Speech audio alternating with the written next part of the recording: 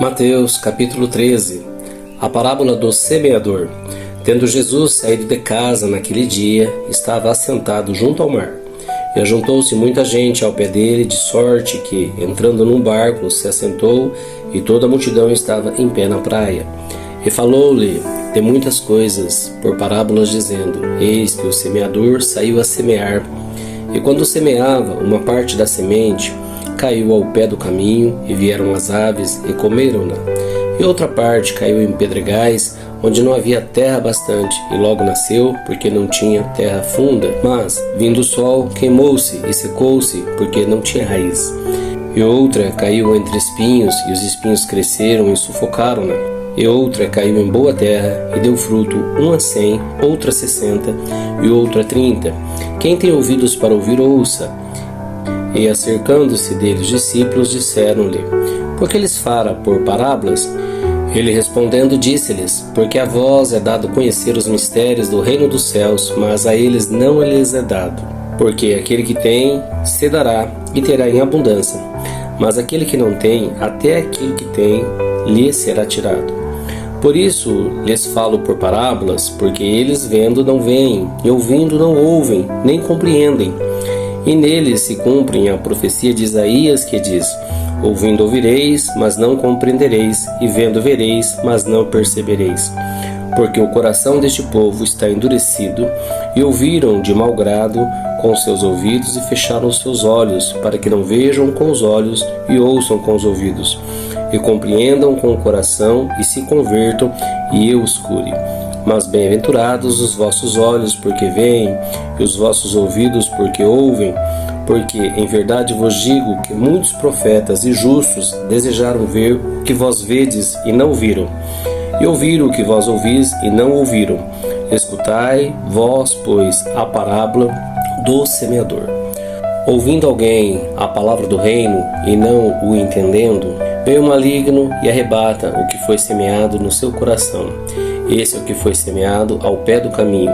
Porém, o que foi semeado em pedregais é que ouve a palavra e logo recebe com alegria, mas não tem raiz em si mesmo, antes é de pouca duração, e chegada a angústia e a perseguição por causa da palavra, logo se ofende. E o que foi semeado entre espinhos é o que ouve a palavra, mas os cuidados deste mundo e a sedução das riquezas sufocam a palavra e fica infrutífera. Mas o que foi semeado em boa terra é o que ouve e compreende a palavra e dá fruto. Aí um produz 100, outro 60 e outro 30. A parábola do trigo e do joio. Propôs-lhe outra parábola, dizendo: O reino dos céus é semelhante ao homem que semeia boa semente no seu campo. Mas dormindo os homens, veio o seu inimigo e semeou o joio no meio do trigo e retirou-se. E quando a erva cresceu e frutificou, apareceu também o joio. E os servos do pai de família, indo ter com ele, disseram-lhe: Senhor, não semeaste tu no teu campo boa semente? Por que tem então joio? E ele lhes disse: O inimigo é quem fez isso. E os servos lhe disseram: Queres, pois, que vamos arrancá-lo? Porém ele lhes disse: Não, para que, ao colher o joio, não arranqueis também o trigo com ele. Deixai crescer ambos juntos até a ceifa, e por ocasião da ceifa direi aos ceifeiros: Colhei primeiro o joio, atai-o em molhos para o queimar, mas o trigo ajuntai-o no meu celeiro. As parábolas do grão de mostarda e do fermento. Outra parábola lhes propôs, dizendo: O reino dos céus é semelhante ao grão de mostarda que o homem, pegando dele, semeou no seu campo, o qual é realmente a mais pequena de todas as sementes, mas, crescendo, é a maior das plantas, e faz-se uma árvore, de sorte que vêm as aves do céu e se aninham nos seus ramos. Outra parábola lhes disse: O reino dos céus é semelhante ao fermento que uma mulher toma e introduz em 3 medidas de farinha, até que tudo esteja levedado.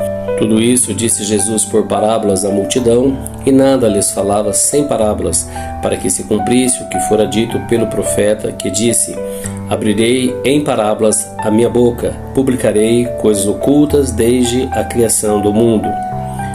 Explicação da parábola do joio.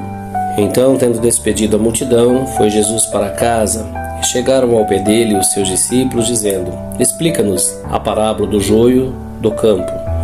E ele, respondendo, disse-lhes: O que semeia a boa semente é o Filho do homem. O campo é o mundo, e a boa semente são os filhos do reino, e os joios são os filhos do maligno. O inimigo que o semeou é o diabo, e a ceifa é o fim do mundo. E os ceifeiros são os anjos. Assim como o joio é colhido e queimado no fogo, assim será na consumação deste mundo. Mandará o Filho do homem os seus anjos, e eles colherão do seu reino tudo que causa escândalo, e os que cometem iniquidade, e lançá-los-ão na fornalha de fogo. Ali haverá pranto e ranger de dentes. Então os justos resplandecerão como o sol no reino de seu Pai. Quem tem ouvidos para ouvir, ouça. Parábolas do tesouro escondido, da pérola e da rede.